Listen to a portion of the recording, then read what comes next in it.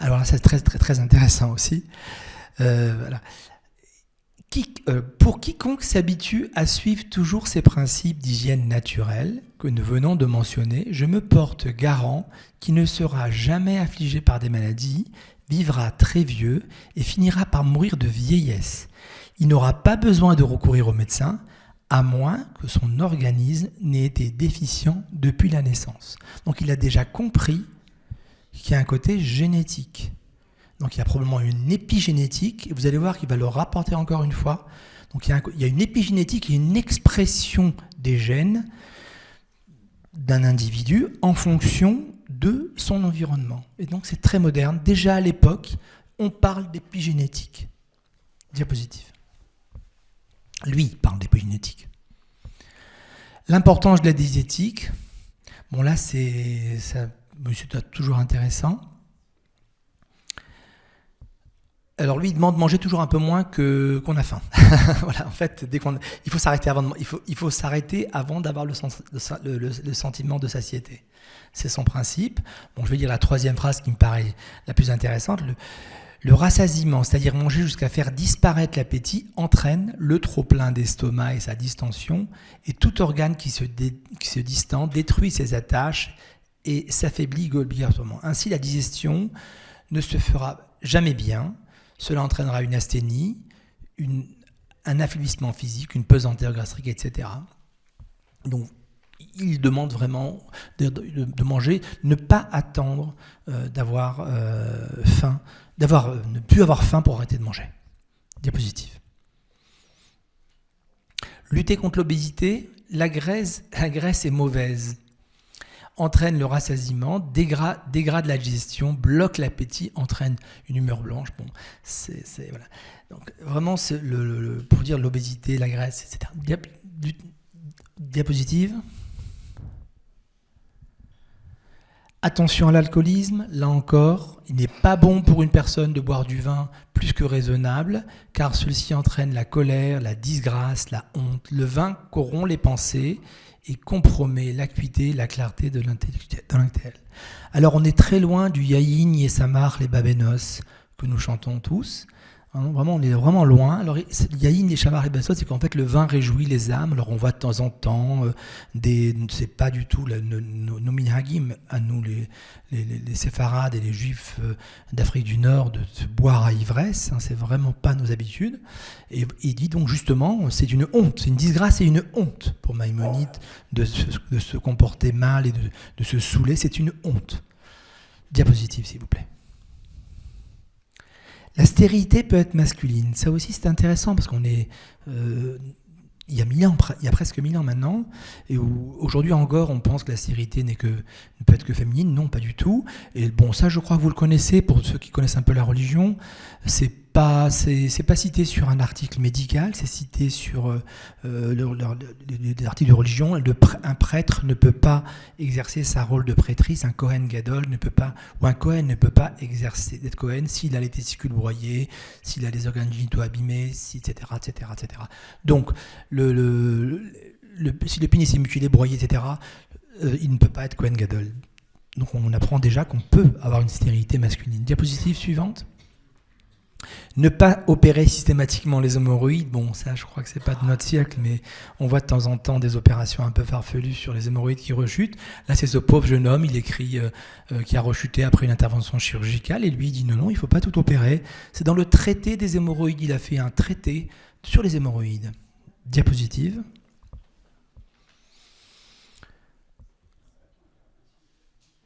Le rôle du cœur est fondamental. Il parle d'arythmie, il parle d'insuffisance cardiaque, mais je vais vous dire la première phrase, c'est plus accessible. Lorsque le cœur s'effondre, il en va rapidement du sujet. On peut cependant vivre assez longtemps dans cette situation qui conduit à un affaiblissement et des difficultés respiratoires. Donc il a bien fait comprendre que les difficultés respiratoires viennent du cœur. Il n'a pas eu, probablement qu'il a dû assister à des autopsies, parce que pour savoir ça, il faut vraiment le voir, que l'insuffisance respiratoire est secondaire à l'insuffisance cardiaque. Donc, et on sait qu'il a assisté vraisemblablement à des autopsies. Diapositive. Donc, pardon, excusez-moi. Là aussi, il n'y a pas une, mais des maladies pulmonaires. Là, c'est aussi concernant les maladies pulmonaires. C'est une demande d'un roi qui lui dit je vous commande un traité sur les maladies pulmonaires. Et donc, du coup, il doit absolument écrire un traité sur les maladies pulmonaires. Il ne connaît pas les maladies pulmonaires. Donc là, il va se renseigner de nouveau, il va apprendre, il va voir différents endroits. Il écrit un traité sur les maladies pulmonaires, sur les pneumonies, sur l'hypocratisme digital. L'hypocratisme digital, c'est les doigts qui gonflent, c'est le bout des doigts qui devient un peu gonflé. Il décrit parfaitement ça en rapport à l'insuffisance respiratoire. Il parle de la pneumonie. Alors regardez la pneumonie. Le symptôme de base de la pneumonie qui est toujours présent sont les suivants. La fièvre aiguë, la douleur persistante ou côte pleurale, un essoufflement. Côté pleural, ça c'est vraiment c'est la pneumonie franche-lobaire aiguë à pneumocoque, douleur de pointe côté. Essoufflement rapide, un pouls irrégulier, une toux presque toujours associée à des expectorations. Donc c'est la description de la pneumonie, de la pneumopathie comme on a aujourd'hui dans nos livres. Et ensuite la bronchopneumonie obstructive. C'est très bien aussi avec le poumon, avec le thorax qui se distend, qui provoque une dilatation de la poitrine. Là encore, il décrit parfaitement ça sur un traité qu'on lui a commandé.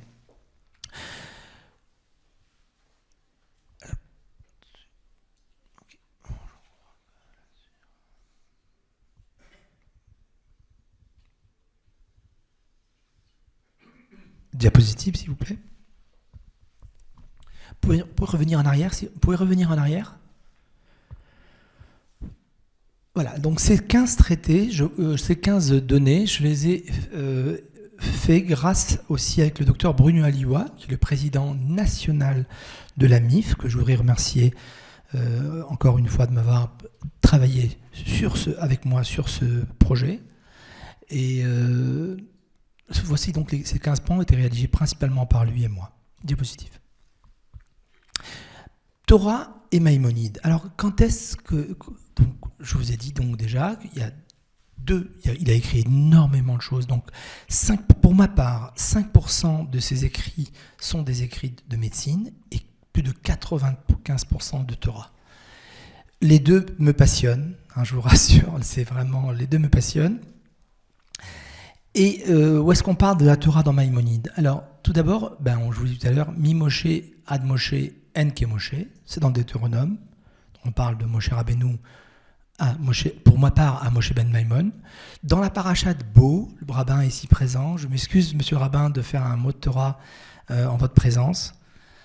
Dans la paracha de Bo, ça correspond à peu près à son Yortzeit, au moment où il décède. Il y a Revot Mofetai Be'eretz Mispatim. Si on voit Resh Mem Bet Mem, c'est Rabbi Moshe ben Arav Maimon.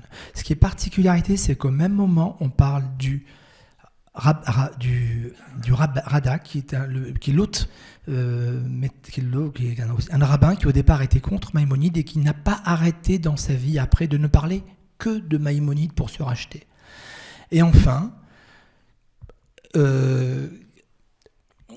dans Myriam, donc c'est comme Moshe Rabbeinu. Donc je suis désolé de parler un peu si vous ne vous comprenez pas, arrêtez-moi. Dans la Torah, il y a un paragraphe où Moshe veut guérir sa sœur qui tombe malade, et pour ne pas faire comme tout le monde, il dit une seule phrase: Kel na refa nala, c'est tout. Quand on prend la gematria de cette phrase-là, on trouve Miriam bat Yochevet. Et dans ce même moment, il y a Moshe ben Arav Maimon. Donc c'est pour nous les médecins presque qui nous autorisait, nous, à soigner. Diapositive, s'il vous plaît. Alors, nous, est-ce qu'on a le droit de soigner, nous les médecins? Ben oui, bien sûr, on a le droit de soigner. La paracha de la semaine dernière, il y avait une très jolie phrase, Yani Ani Hashem Rofera. Je suis la personne qui va te soigner. Mais uniquement si tu te comportes bien, d'accord? Mais de quoi il va soigner? Il va empêcher les 10 plaies d'Égypte. C'est tout. Il nous promet que si on se comporte correctement, il n'y aura plus les 10 plaies d'Égypte. Mais tout le reste, il y est pour rien. C'est pas lui. Donc vous pouvez refaire la phrase, ceux qui veulent le voir. Monsieur le rabbin, je peux vous prendre un témoin puisque vous le savez.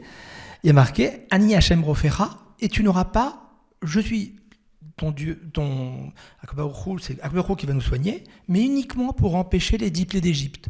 Bon, il en reste beaucoup des maladies. Et ces maladies, c'est Verafo Irapé. Bien plus tard, il y a marqué Verapo Irapé, et soigna, tu soigneras. En fait, il nous oblige, c'est une obligation de soin. C'est pas une autorisation, c'est une obligation. Donc l'homme est obligé de soigner les autres individus. Et d'ailleurs, le matin, quand on fait la prière, pour ceux qui le savent, Refa Eni Hachem Vénérafé, guéris-moi pour que je puisse guérir. Donc tout individu a les possibilités de soigner. Et donc c'est une obligation pour nous. On demande même de soigner. Donc c'est une obligation pour nous de soigner. Le serpent d'airain, je vous en parle juste après. Et puis, il faut toujours essayer de se rappeler, et je crois qu'on va en parler aujourd'hui, c'est Ubaharta Bachaim. À la fin de la paracha, il y a marqué « Et tu choisiras la vie ». Non pas Ubaharta, c'est pas quelque chose de... C'est pas de vivre, ce n'est pas quelque chose qui nous les a laissé un choix. On est obligé. Et c'est quoi ? C'est ce qu'on appelle l'instinct de vie. L'instinct de vie, c'est une obligation d'existence de l'être humain. Et donc, dans la Torah, c'est marqué « Ou Baharta Bachaim », les dés sont jetés. Rafo Irafé, ou Baharta Raim. L'homme va être obligé de vivre, il va avoir cet instinct de vie et on doit le soigner. Les dés sont jetés, effectivement, on a un rôle de soignant.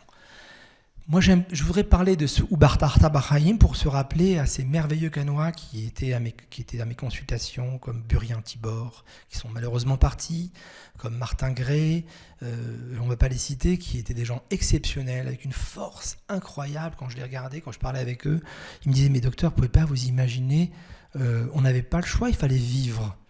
Et donc, ils ont fait des choses. Vous ne pouvez pas vous imaginer ce que l'être humain est capable de supporter pour vivre. Et donc, voilà, je rappelle leur mémoire aujourd'hui, en particulier Burien Tibor qui a tout fréquenté cette synagogue, et d'autres, bien sûr. Et comment il s'appelait aussi il y en a quelques-uns, malheureusement, qui nous ont quittés, mais qui étaient des forces de la nature, et qui me disaient tous, docteur, vous ne pouvez pas vous imaginer ce que l'homme est capable de supporter pour vivre. Et enfin, avant de parler du serpent d'airain, écoutez, nous, pour la dermatologie, on est gâtés, parce qu'on a 2 parachas. Il y a 2 traités de Torah qui parlent de dermatologie. Tazria, Metzora. Moi, je les appelle les traités de dermatologie. Et ça fait 2 sur 50, c'est quand même pas mal. Bon, c'est bien sûr des maladies qui n'existent pas. Pour ma part, moi je suis un monsieur cartésien, comme je vous ai dit. Pour moi, c'est bien sûr, on parle de tsararat, on ne parle pas de la lèpre, ça n'a aucun rapport avec la lèpre. Alors, quel est l'intérêt dans Metzora ? Pour ceux qui la lisent, maintenant, dans cette paracha, c'est pour le fonctionnement de notre cerveau humain. Il va nous dire, voilà, cette maladie-là, qu'on n'a jamais vue, qui donne des taches sur les vêtements, qui donne des taches sur les maisons, on ne l'a jamais vue. Elle est différente des autres maladies qui, elles, sont saines. Quelles sont les maladies qui sont saines ? Vous avez la plaque blanche lisse qu'on appelle le vitiligo, c'est sain. Vous avez la lésion rouge avec un peu de croûte, mais qui n'évolue pas. Parce que vous allez voir que c'est dans la Torah, dans cette paracha, il nous donne des arguments évolutifs. Qu'est-ce qu'il dit ? Le Kohen Gadol va poser un linge, va le protéger, regarder l'évolution, et si elle n'évolue pas, c'est qu'elle est saine. Aujourd'hui, quand tu as un érysipèle de jambe sur une jambe, une infection de la peau, on trace un trait, et on regarde, ça évolue. Ah, ça évolue, ça guérit pas. Ça n'évolue. Et c'est vraiment cette notion de comparaison qui est donnée dans cette paracha d'une maladie imaginaire qui n'existe plus, en tout cas je pense qu'elle n'existe plus, et des autres maladies de peau en disant elles sont différentes, celles-là ne font pas de croûte, celles-là font des croûtes, celles-ci sont blanches. Voilà. Et pareil pour le Tazria. Tazria, c'est pareil, c'est des gonorrhées. Les gonocoxies, alors on va parler comme mon fils est urologue, je lui ai dit écoute, c'est un public religieux plus ou moins, je ne sais pas, je ne vais pas leur parler de sexe. Il m'a dit non, il faut dire les choses comme elles sont. Donc voilà, donc dans la paracha, de Metzora. Dans Tazria, on parle des écoulements séminaux normaux, des écoulements, des éjaculations nocturnes, qui sont quelque chose dont le Kohen Gadol, le jour de Kippour, il prie longtemps pour ne pas que ça lui arrive. Et on parle des écoulements des femmes, les locorées classiques qui sont absolument pas, qui sont saines, et d'autres qui ne sont pas saines, qui sont la gonocoxie, il explique qu'elle est contagieuse, etc. Donc vraiment, on a 2 traités de dermatologie qui nous permettent simplement d'avoir de la réflexion. Et c'est ça notre Torah, et c'est ce que nous enseigne même Maïmonide, vous verrez tout à l'heure en Prix des Égarés, c'est que tous ces livres vont nous permettre d'avoir un cerveau, de réfléchir, de penser et d'avancer dans notre construction cérébrale. Diapositive.